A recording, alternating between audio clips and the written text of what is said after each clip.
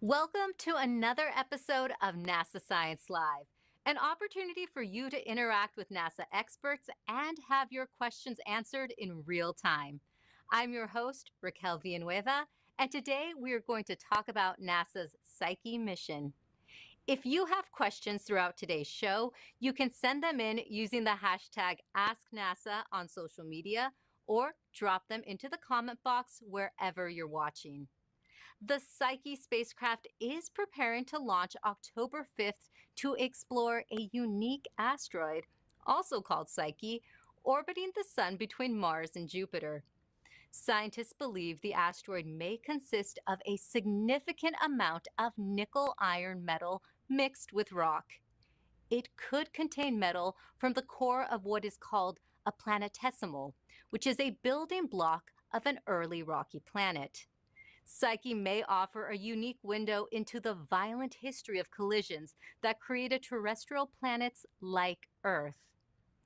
I am joined today by two Psyche mission experts who are going to help answer your questions about the journey to a metal-rich asteroid. Dr. Carver Pearson is a Psyche postdoc at Arizona State University. Welcome, Carver. Thank you so much for having me. And Dr. Rona Oran is the Psyche Magnetometry Investigation Scientist at Massachusetts Institute of Technology. Welcome, Rona. Excited to be here. Thank you both so much for joining us to chat about this mission. Now, I have a question for you both to start. This is the first time we are sending a spacecraft to see a metal-rich asteroid. What do you think we will discover about Psyche? We'll start with Carver. Yeah, I mean, one of the exciting things about going to a type of world we've never been to before is there's so many new types of things we might find that we've never seen. For example, some people talked about the possibility of maybe there's iron volcanism, iron volcanoes on Psyche. And we just don't know if they're there or not until we arrive. It's exciting to see what we might find. Rona, what about you? Yes, Psyche is indeed a very unique object that we've never explored before. And there are many open questions. The more we look at it through telescopes, the less we know what kind of body it is, the less it fits into our mold of what planets, type of planetary bodies are made of. And uniquely to the magnetometry investigation that I'm involved in is that Psyche presents the possibility to be the first ever detection of a magnetized asteroid. So all asteroids we visited before were not magnetized and made of rock. Because Psyche is metal rich, it may actually be magnetized. Oh, now, speaking of metal rich, Carver, if we haven't visited this asteroid yet, how do we know that it may be the exposed nickel iron core of an early planetary building block? What observations have contributed to this theory? Yeah, well, there's two big ones. One is we can look at the mass or the density of Psyche, and it tells us something about what it's composed of. And the other is looking at how light, in particular radio waves, bounce off the surface. That indicates that there's definitely some metal at the surface. We don't know how much is metal. There might still be some rock mixed in, but there's definitely some amount of metal at the surface of Psyche. And Rona, what could studying Psyche teach us about Earth's own metal core? Yes, so our core is also made of metal, and we assume it has a lot of heavy metals in it. But it's so deep inside the Earth that we actually have no chance of ever visiting it. So while we do know that we have a core, we don't know exactly how it formed, when it formed, how it generated the magnetic field that we have that protects us from the space environment. And so visiting Psyche would actually be the first time humans, and probably the only time humans will ever have a chance to visit the core. Wow. Well, we have some questions coming in from viewers watching online. Remember, you can submit using the hashtag AskNASA or by posting them in the comments section wherever you are watching today. So let's get to some of these questions. Our first is from Suizwe Malisea, I hope I'm saying that right, on Facebook, who wants to know what caused the asteroid belt and what broke up the planets. Carver, do you want to start with that? Sure. So the asteroid belt, in one sense, is kind of the leftover materials from planet formation. So you have a bunch of material that, as the solar system was forming, you had lots of small bits of rock and ice and mostly rock in the inner solar system coming together to build the planets. In between Mars and Jupiter, we have these leftover bits. Some of them formed into larger planetesimals that then would have impacted into each other, scattering apart, breaking into smaller pieces. And it could be that Psyche was one of those larger planetesimals that had a big impact like this. And so it's just the core that's left over for us to go visit now. That's a great answer. Now, Kaleon X asks, once you get an accurate size of Psyche, do you think you'll be able to have a good estimate of the size of the parent body? Rona, Carver, I don't know which one you wants to take that question. That's an excellent question. It's a very, very creative question. So yeah, so what we can tell when you see a rock exposed in space, you can tell from the mineralogy how much pressure it sustained and what kind of temperatures it was created in. So you can kind of estimate what pressured it to be that way. And what pressured it is the overlaying layers of the planet, like we have a mantle and a crust. So if you look at the rocks, you can actually estimate, were they created under a lot of pressure? If so, they were created in a bigger planet. And Rhoda, we have another question coming in for you. Ravion X asks, is Psyche a remnant of the core of a protoplanet? I think the definition of a protoplanet and planetesimal are kind of like, it depends on how you look at it. So it's basically, if it is a remnant of a core, it is a remnant of a body that grew and grew and grew and started forming a core, but then something happened to it that stopped it and stopped it from being an actual planet like the other planets that we see that are nice and round and have a soil, etc. So it is a remnant of something that was starting to become a planet, if it is a core. Now, Carver, would you like to add to that? No, I think that was a great answer. Perfect. Now let's move on to Juan Pablo Hernandez on YouTube, who asks, how will the mission show us what Psyche looks like, and will we take samples from it? Carver, I can hand that one to you. Yeah, so the Psyche mission is not going to take samples of the surface, and instead we're going to use a host of different instruments to look at it while we're orbiting the asteroid. So we have 2 cameras that are going to take images in different wavelengths. We have a gamma ray neutron spectrometer. It's going to give us more information about what that surface is made out of. And we're going to do gravity science as well with the main antenna, essentially looking at exactly how mass is distributed across the surface of the satellite. Great, thank you. And, you know, people are tuning in live right now, and we've touched on this a little bit, but for those of you just joining us, let's answer Ananda's question. How did you conclude that this asteroid may give clues to rocky planet formation? I don't know, Rona, would you like to take that one? Sure. So 99% of the asteroid that we see in the asteroid belt are made of rock, and all the asteroids that we visited are made of rock.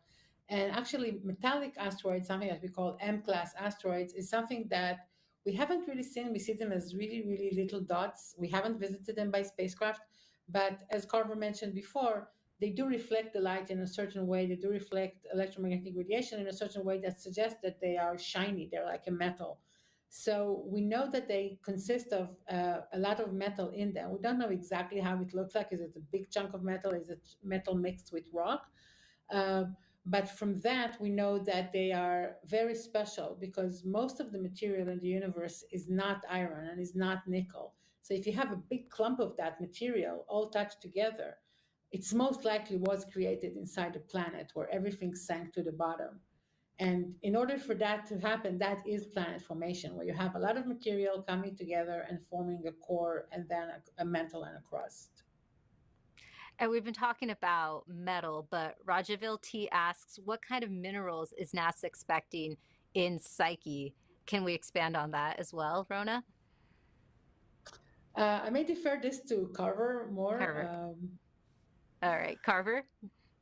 Yeah, I'm not sure exactly what minerals we're going to find, in part because we don't know exactly what that rocky component of Psyche is at this point. And that's one of the things that we want to learn when we get there and use our imaging cameras and spectrometers that bring with. Great answer. And Juan Pablo Hernandez on YouTube wants to know, how long will the mission be? And will the probe tell us how Psyche was formed? Do you want to take that one again? Sure.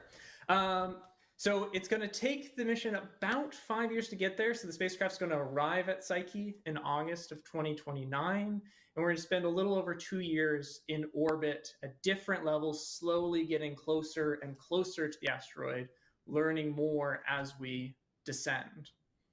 And what was the second half of that question? How will it tell us how Psyche was formed? A lot of that's going to be in really learning what Psyche is. As we said, right now there's so much we don't know. We know there's some amount of metal, but knowing how much metal, how much rock is there, how are they mixed together or not on the surface, and what's the details of that chemistry. Those are the clues we're going to use to try and figure out how Psyche formed. Great. Now, Rona Carver, we have a bit of a longer question coming in, so I'm going to need your help deciding who's going to answer this one. Four Winds on X asks, how do gaseous elements settle during planetary formation, influencing planetary structures and phenomena? How does the distribution contribute to diverse planetary characteristics across our solar system? Okay, so when we look at the solar systems being born, we actually don't just see gas, we see gas and dust. And that's really important when you have those tiny grains of dust. And at some point in our solar system, we know that around 4.6 billion years ago, we formed what we call the first solids. So if you look at the universe when it creates stars, it's only gas. But at some point, our solar system started creating little solids that you can still see in meteorites that fall to the Earth, that nothing touched them. You can actually see them just as they were. And from that point on, you can think about it that a lot of grains just like sticking together, have billions of years to do that. And then slowly you start to form the planets. So depending on what kind of dust mixture you start with, that would determine what kind of planet you're going to form. So if you have almost no metal around, you will have less metal in those grains that you would create. And we also see that our planets really, really change where you sample. If you look at the planets that are close to the sun, like Venus and Mercury and Mars and us, they are terrestrial planets, while the planets that are further out from the sun are gaseous giants like Jupiter and Saturn. So all of those things really have this diversity of planets, as you mentioned, and it really depends where you were formed, when you were formed, what was around you when you were formed. Thank you, Rona. And I have another question for you. Ding Panda on YouTube is asking, being a metal world with magnetic properties or possible magnetic properties, what possible interferences are being planned for already? Oh, excellent question.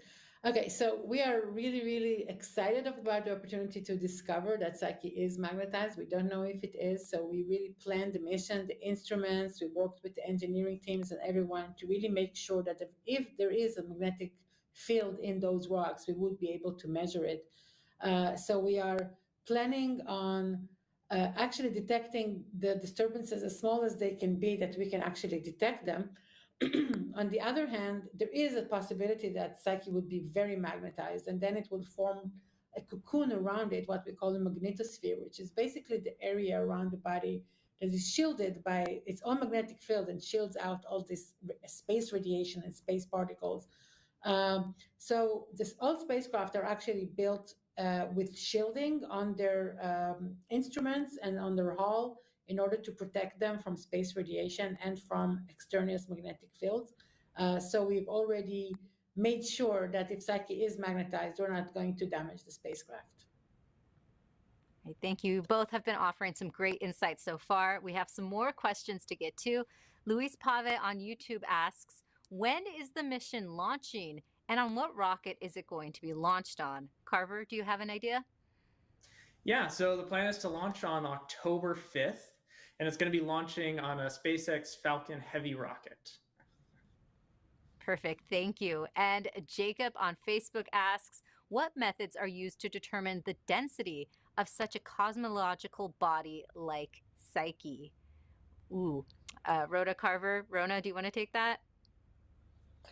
So mostly how we determine the density of bodies that we see from very far away is actually to determine their size and their mass, and that gives you the density.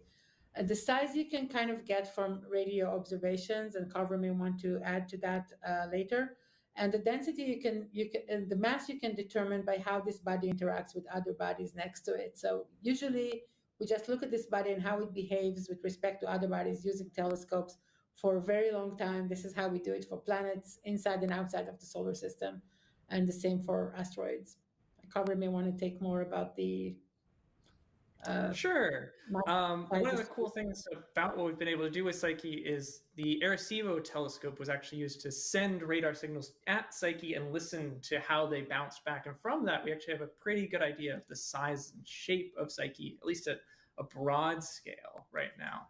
And that helps with figuring out the size for that density estimate like Rona was talking about. Perfect. Thank you. So we have another question from Luis Pavel. He wants to know what instruments are on board the spacecraft. Rona, would you like to try? Sorry, I didn't hear you. I was saying, Rona, would you like to take that one? Yeah, so we have three main science instruments. It's the magnetometer that measures the magnetic field. It would be measuring the magnetic field around Psyche and from Psyche, hopefully.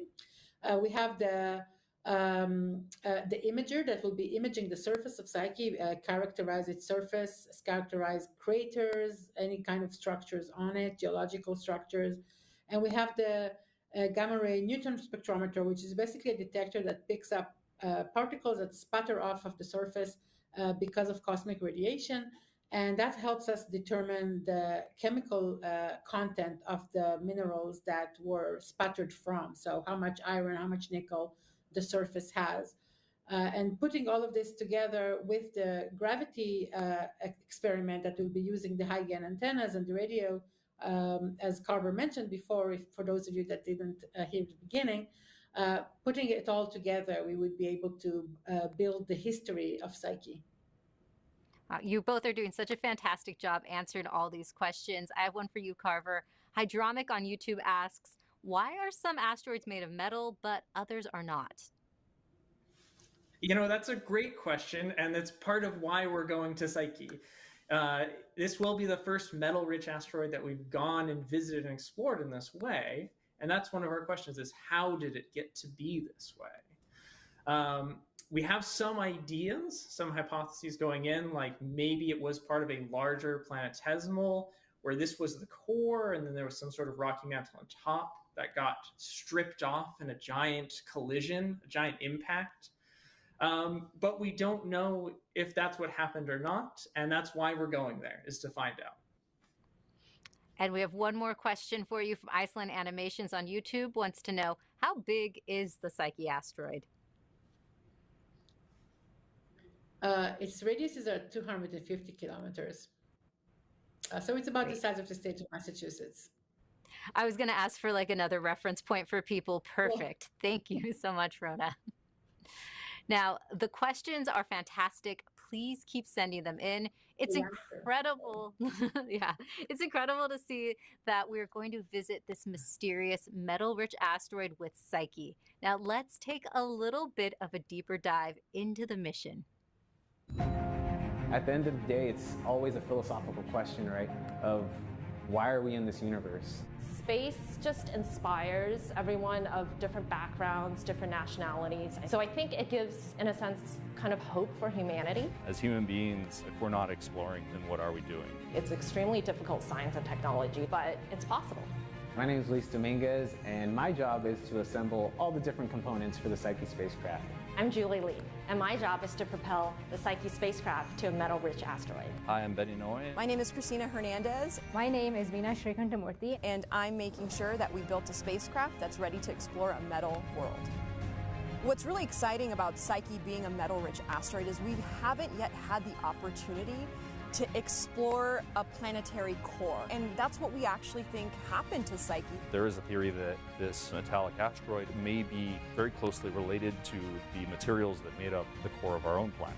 It could have been the remnant of a planetary collision billions of years ago in our solar system, all that's left is the metal-rich remnant. Scientists hypothesize that by studying this asteroid, We think that could give us a lot more insights on what our actual planet is doing. So this is the Psyche spacecraft. We're basically looking at a spaceship that's going into space. And welcome to High Bay 2 at JPL. We pulled together all the different components that everyone's building, and so this is where we control the Psyche spacecraft. They dictate how things happen on the floor. this is where I work on the low voltage power supply for the Psyche mission. It's pretty exciting to watch something that we built with our own hands To see something that you've spent years on. launch and in a couple of years reach Psyche and send back science data. We formed a really, really critical team. The diversity of skill sets that each one of us in our community brought to the team to make this kind of impact to society is what inspires me to be an engineer in the space exploration sector.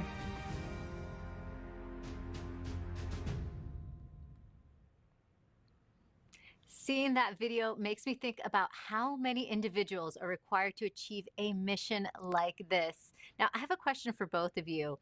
In what way has your experience with the Psyche team been the most meaningful? Carver, would you like to start? Sure. Yeah, so I joined the Psyche team relatively recently, a few years ago. So I was joining in the midst of COVID and everything else that was happening. And it was really wonderful to just how welcoming the team was to me as I was joining on, even though there was all the chaos going on and everyone was in the middle of trying to get the spacecraft ready for launch. There's still so much excitement and so much passion about all the wonderful science that we're going to be doing. It's great to hear. What about you, Rona? It's been such an inspiring and exciting experience, really seeing this team come together. I joined in 2017 and really seeing the team build and evolve and add people and then go into COVID and then come back. And somehow we managed to actually build this spacecraft. And it's really like the combination of talking to people and working with people that have so much different experiences than you. And the first time going to see the Psyche spacecraft when it was being built, when it's still at the bare bones, and then seeing it again at JPL, almost ready for launch before being delivered to the Cape. It was really exciting to see it all actually come to life. Yeah, to see the physical embodiment of what you've been working so hard on. Yes, absolutely. All right, thank you. Now let's get to more of your questions online, and please keep sending them in using the hashtag AskNASA or put them in the chat wherever you are watching today. So we have Ron Carlson on YouTube who asks, will Psyche's magnetic field be measured and mapped? Presumably it's very cold and will have some magnetization locked in from at least its collisions. Rona, that sounds like a question for you. Amazing question. Yes, so we will be measuring the magnetic field. We have designed with all of our collaborators at NASA and Denmark Technical University and here at MIT, 2 magnetometers, 2 semicircular objects that measure the magnetic field very, very delicately and try to tell if the body that you see here on the video is actually harbor some magnetic field that's locked into the rock. So these rocks formed inside magnetic field when they were in a molten state, and then they slowly froze and became solid, locking in that magnetic field. And that ancient magnetic field is the field that we are trying to now detect. Wow, thank you. And Gary Walters on X is asking a question we've touched on before, but if you're just tuning in, he wants to know, will the spacecraft retrieve any materials from the asteroid? Carver? So we're not going to retrieve any samples from Psyche. We're just going to be using our instruments as we're in orbit to study the surface and get better and better maps of Psyche as we get closer and closer and closer to the asteroid. Great. And Carver, a few more people are asking, when will this mission be launched?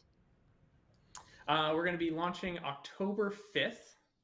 And then it's going to be about 5 years before it arrives at Psyche itself. So it'll arrive at the asteroid in August of 2029. Great, thank you. Curtis Horn on YouTube asks, do we know about near-Earth asteroids that are also metallic? Rona? I don't believe we do. I mean, we could get back to you on that question. I don't believe there are any big ones. Psyche is definitely unique in the sense that it's the largest known metallic object ever observed by mankind. So I don't know if there may be metallic objects near the Earth. Great. Some Curtis, of them great reach us question. sometimes because, yeah. We'll get back to him with an answer. Yeah. Thank you. And then Johnny Cheese on YouTube asks, how many cameras are on board and what will the resolutions of the images be? So the Psyche spacecraft has 2 imagers on board, and the image quality or the resolution is going to get better as we move later on. And as the spacecraft gets closer to the surface, we'll be able to see more detail on the surface. With the best images, we're hoping to be about 5 meters per pixel, or about 15 feet per pixel across on the surface. And I have another question for you, Carver. Max Shivitz on YouTube wants to know, what's the difference between an asteroid and a protoplanet? So asteroids we see today in our solar system, most of them are spread out between Mars and Jupiter. Much, much smaller chunks of rock than the Earth or even our own moon. A protoplanet would have been an object early in solar system history that was growing, getting much, much larger, and some of those protoplanets would have gone on to become the planets that we see in our solar system today, like we're standing on Earth here. And some of those other protoplanets may have collided with others and merged to form bigger protoplanets. And some of them may have collided and broken apart. And some of that debris from them breaking apart is still left over in the asteroid belt. Great, thank you. And Rajavel T on YouTube asks, is Psyche a magnetic planet? Will it have the potential to save water molecules from solar winds? Rona? Oh, very interesting question. Well, if it is magnetized, it may be able to protect its own surface from the solar wind. However, it is very low chance, if at all, that it has water molecules around its surface. We have very low gravity compared to the Earth. Even the moon has very, very little water molecules hovering around its surface, very hard to detect. So we don't believe an object like Psyche would likely have water molecules around it. But Psyche's magnetic field will definitely, if it exists, will definitely be able to shield it, at least in part, from the solar radiation, solar wind, and cosmic rays.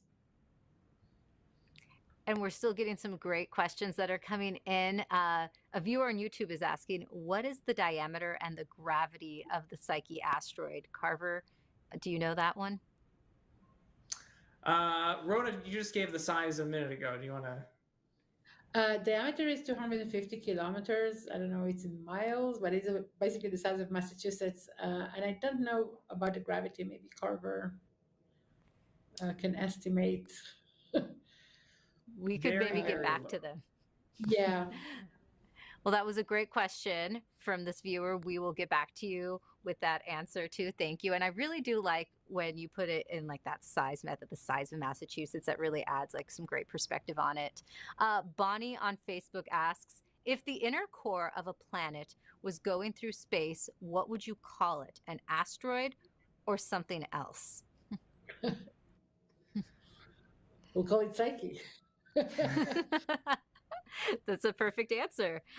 Kevin Cook on YouTube wants to know, how close will the spacecraft come to the Psyche asteroid? I think the closest approach is around 70 kilometers. All right. Thank you. And then a viewer wants to know, what is the amount of material within the asteroid belt be enough to form a planet? What is the possibility that the belt is a transition phase, like Saturn's rings? Carver? So there's not enough mass in the asteroid belt to form a planet, even of like the size of Mars. There's just not that much material left over there. And we see a lot of surfaces on some of these asteroids that are very old and have a lot of craters from previous missions, like the Dawn spacecraft that went to visit the asteroid Vesta. So we know that there's a lot of these asteroids that have been there for all of solar system history. And it's not something that's actively like forming and creating new planets there right now. These are literally just the leftovers from these processes that happened when all the planets were forming billions of years ago. And I think I have a follow-up question for you. Shalom Hammer on YouTube asks, does Psyche have any moons? It does not have any moons that we know of at this time. We wouldn't expect there to be any that we like haven't seen yet, unless there's maybe just some very small debris kind of trapped around in orbit. But we haven't seen any moons at Psyche. All right, thank you, Carver. And we have another question coming in from J2X on X is asking, it is an interesting mission, no two ways about it, but what does NASA plan to do with the data following a successful mission? Further research and understanding only, or a basis for follow-on missions to similar objects? Rona? That's an excellent question. So we are explorers. We always think about the next mission. So every mission every planet that we visit, every object that we visit, all the information is gathered, is analyzed by the scientists that built the instruments and being then distributed to the public. So you can actually go on NASA websites and download all the data from previous missions. And then you and everybody around the world can think about what would be the next question, the next object we would be going to explore. And even before then, when we plan a mission, we only plan it to so many years, a few years of orbiting the asteroid Psyche, for example. But if the spacecraft remains intact, we always think about, oh, if we actually survive those first 2 years, what are we going to do next? Are we going to land on the object? Are we going to go visit another object? And almost every mission in the recent years that you've seen actually extended itself and chose another target. So you don't even have to wait for the next mission. We'll just keep exploring with the spacecraft that we have, hopefully. Those are some exciting possibilities. Carver, do you have anything to add? No, that was a great answer. Perfect. We'll go on to Space Guy on YouTube. Why Psyche? Aren't there any closer asteroids that could be visited? Give that one to you, Carver. Sure. I mean, the thing that makes Psyche special is it is the largest metallic asteroid that we know of in our solar system. We don't know of any other large object like this that we could go visit. And so if we want to understand what Psyche is, what these metallic asteroids are, and what their relationship is to the Earth and its core, this is the place to go. Great. And Sana No Man on YouTube asks, how was the Psyche mission planned? I'll give that one to you, Rona. Well, it's an interesting story. So at first, the idea was that we've seen a lot of different types of asteroids. We've seen the asteroids that are rocky, the asteroids that are metallic. And there was a big question that was, are they coming from the same parent body? Did they used to be the same body in the past? Or actually, are we seeing separate bodies that evolved completely separately? And then the idea emerged that maybe what's called partially differentiated bodies. It's a very big term to say that maybe some planets that are some planetary bodies that evolved didn't come as in the flavor of core mantle crust like our planet, but maybe they were kind of something in between, just like a core and a mantle or something like that. And then if that was correct, then maybe some of the meteorites that we are seeing and some of the asteroids that we are seeing were all part of those bodies that were only like partially becoming a planet. And in order to address this question, the Jet Propulsion Laboratory at NASA approached the scientists that started this mission, Professor Lindy Elkins Stanton, Ben Weiss, and others, and asked them, how will we design a mission that would actually answer that question? And that started the whole idea of bringing together all the people that can build spacecraft, can build instruments, can address other science questions, and build this mission together.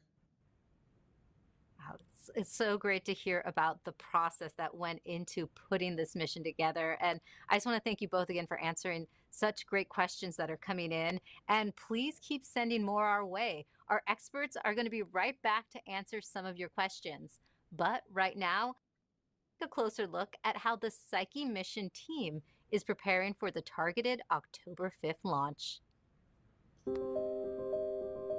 There aren't many classes of objects left in our solar system that we haven't looked at up close with a spacecraft. And one of them that's left is the metal asteroids. 16 Psyche is an asteroid that orbits the sun out between Mars and Jupiter. The reason that Psyche is unique is that it is metal rich. It's believed that it may be a remnant core of an early planetesimal that was formed in the very, very earliest parts of the formation of the solar system.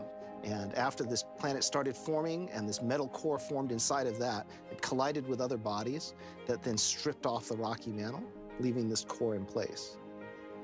This is the part of planets that we can't sample directly today. It's too hot, the pressure's too high, our instruments would melt. Can't drill a hole that deep in the Earth or other planets. So how do we study the core of our planet?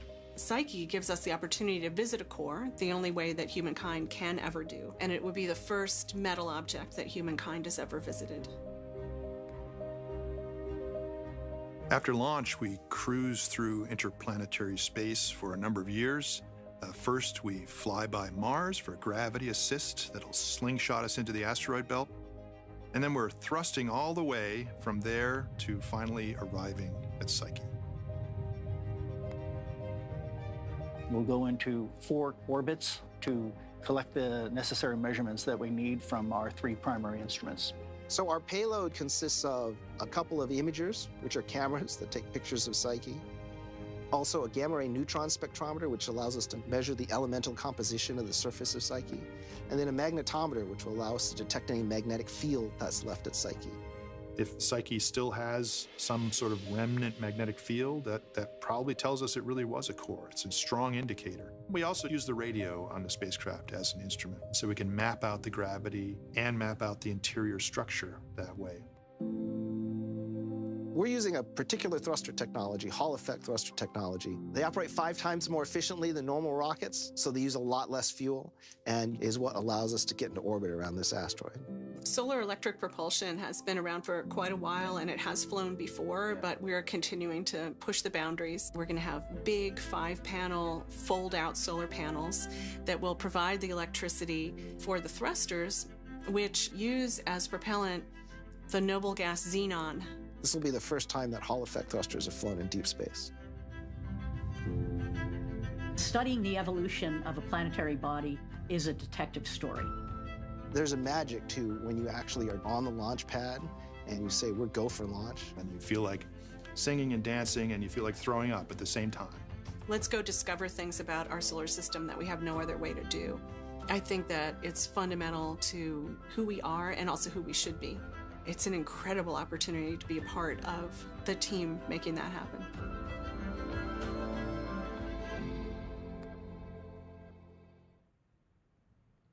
It is great hearing about the mission and what it will discover, and it seems like many of our viewers are feeling the same way. We have lots of questions still coming in, so let's get to a few more.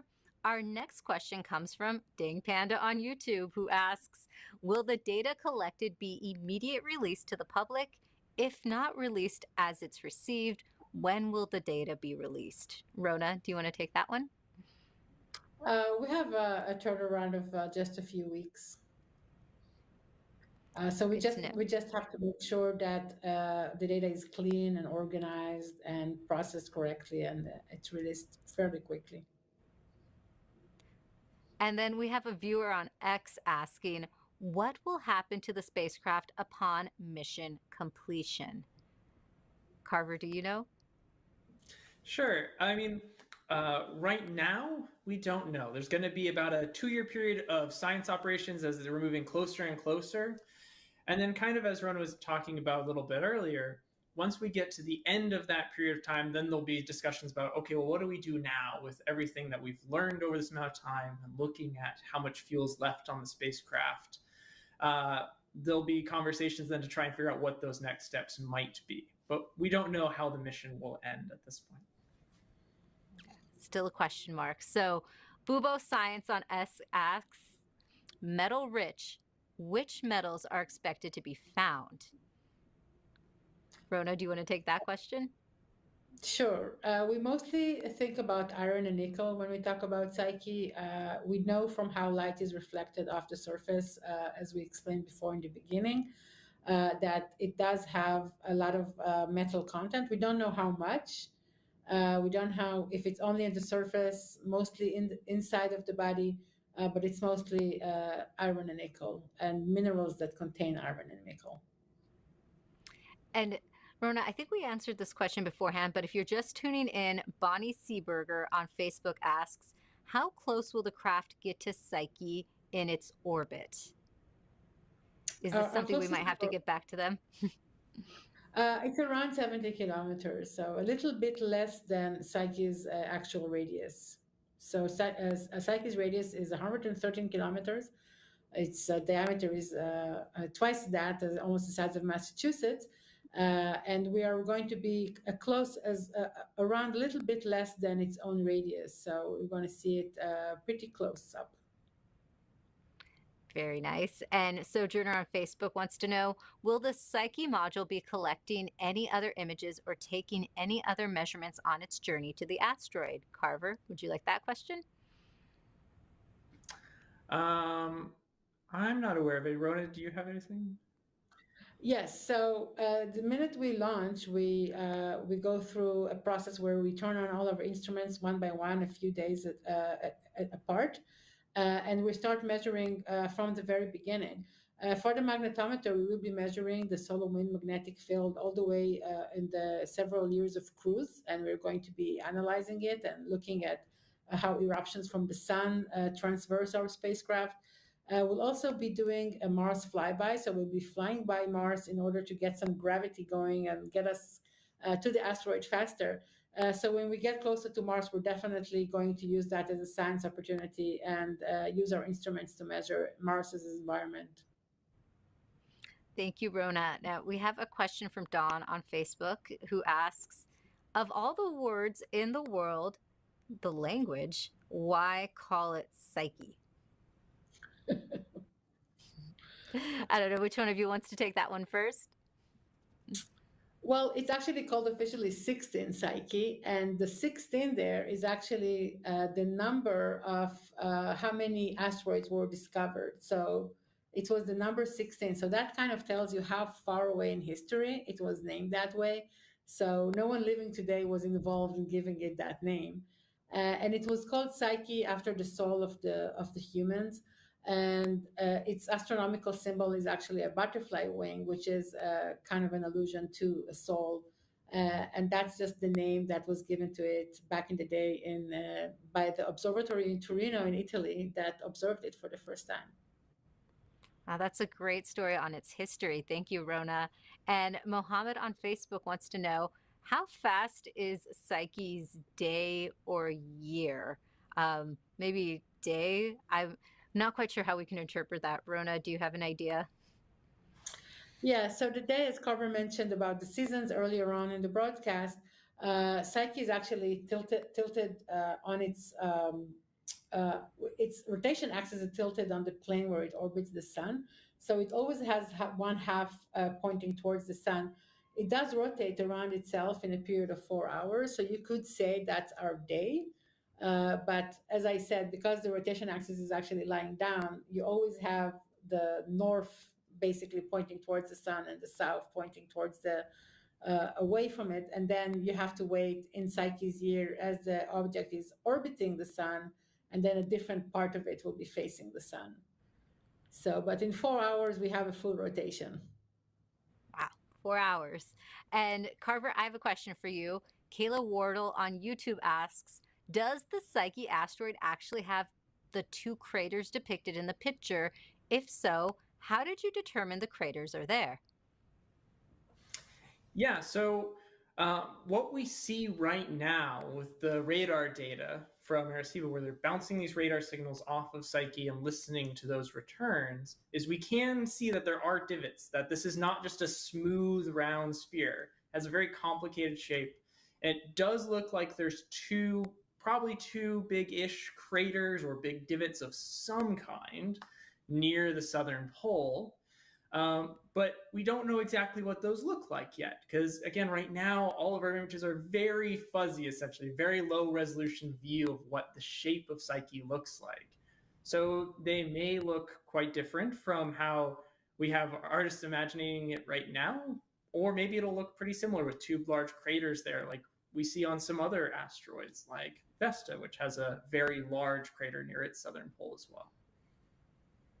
I'm really excited to see those first pictures come in and see how accurate the artist illustration was.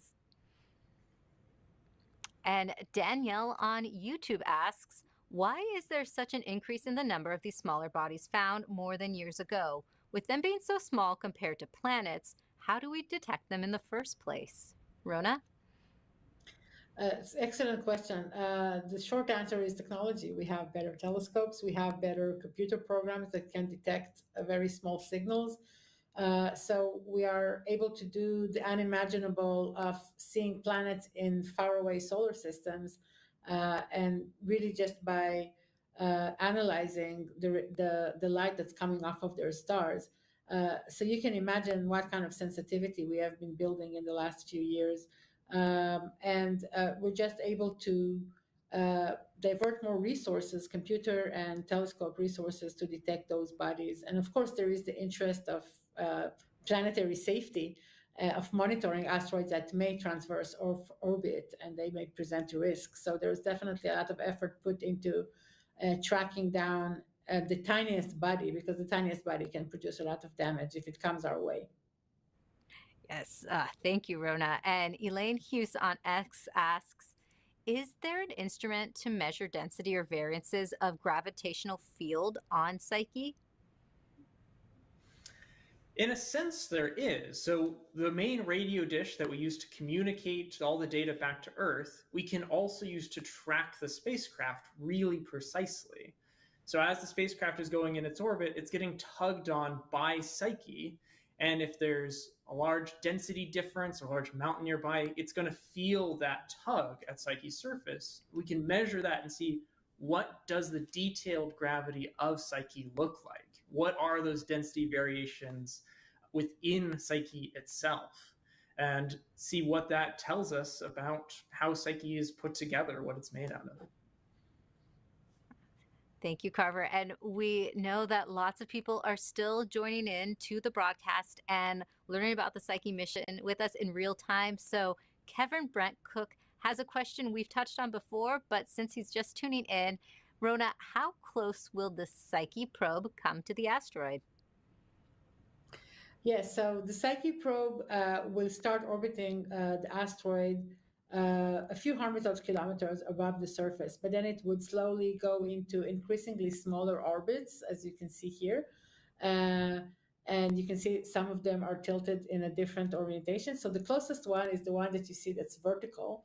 That's what we call orbit D, and that's the closest one, and that's about 70 kilometers above the surface. Thank you. And another question we touched on before, Tamir Roz on YouTube asks, how long will the spacecraft study the Psyche asteroid? Carver? The main mission is planned to be a little over 2 years in orbit, starting with that high orbit that Ron was talking about, slowly getting closer and closer to the surface as we learn more. And then another question from Tomer on YouTube. Could the Psyche asteroid collide with Earth? Carver? So the Psyche asteroid has been out in the asteroid belt between Mars and Jupiter for all of solar system history. It looks to be on an incredibly stable orbit, so it's not going to ever cross Earth's orbit and have any chance of colliding with the Earth. Great, thank you. And then Professor Marco Nunez George from the Aerospace Academy of Mexico asks, how is it possible to bring some STEM activity or STEAM activity to middle school classrooms about the Psyche mission? Rona, Carver, would you both like to take that one? That is an excellent question. Psyche actually has a huge effort when it comes to outreach and education. And if you would like to contact us, Cassie Bowman, that was involved in this podcast, will be able to share a lot of opportunities and different initiatives that the Psyche Mission has, from college students and elementary school and middle school children that we are involved with. This would be a fantastic mission to learn about. And Dawn on YouTube asks, does the team anticipate the possibility of discovering previously unknown or undiscovered elements on Psyche? Carver? We don't expect to find new types of elements that we haven't seen other places in the solar system before, created in our labs before. What we expect to see is kind of different combinations on the surface. The minerals that we find are going to be minerals that we've seen other places before, but it's how they're put together that's going to tell us the story of Psyche and how it got to be the way it is. Great. And we have another question about launch. I'll see if we can answer this one. Crash on YouTube asks, how long is the launch window? I know it's instantaneous, but how many days do we have a chance? I'm already expecting to spend some time at the Cape. That's great to hear. Rona, Carver, do one of you have an answer? Well, we're all planning and excitedly waiting to spending some time on the Cape. So the launch window for each day is very, very short. We plan to launch around 10 a.m., 10:30 a.m. And if the conditions do not permit it, we're just going to skip to the next day. I think the entirety of the launch opportunity is about 3 to 4 weeks, but I can double check. Yeah, we'll get back to you with an answer. Thank you, Crash. I'm excited for you to go to the Cape. And I just want to say that we are actually running out of time, but I do have one final question for both of you. You know, we have lots of viewers today interested in the work both of you are doing. What advice do you have for people who may want to get involved in scientific research? Carver, we'll start with you. Yeah, so I think the biggest piece of advice would ask lots of questions. Be really curious about the world around you and dig in and try to find these answers and keep poking and asking those good questions, because that'll drive you to, you know, working in trying to find answers to those questions. Curiosity. And Rona, what about you? Definitely, I'll double down on curiosity. Remain curious, cultivate your curiosity, follow it. And also be creative about it. There is no single way to be part of the space exploration community. That you don't have to be a physicist or astrophysicist or an engineer. There are many different ways in which you can participate in this great human adventure. And always look for opportunities and seize them when they come your way, because that's really important. That's a great point. Space is for everyone. I'd like to thank you both individually. Thank you, Dr. Carver Bierson, for your time today. Thank you so much for having me. And then Dr. Rona Oran, thank you again for your time. Thank you so much. No, it was a pleasure talking to both of you and learning about the Psyche mission. You know, I'd like to also thank everyone tuning in online. I love that we were able to answer so many interesting questions. We hope you'll keep following NASA's efforts to study these mysterious worlds. To stay updated, follow NASA Solar System on Facebook, X, and Instagram. To learn more about Psyche and stay updated on its October 5th launch, visit nasa.gov/psyche. And if you're a social media creator interested in attending the launch and getting a behind-the-scenes look at NASA's Kennedy Space Center, submit an application for our 2-day in-person NASA Social. Applications are now open, and the deadline to apply is noon Eastern Time on Monday, August 28th. Thank you again, and see you next time.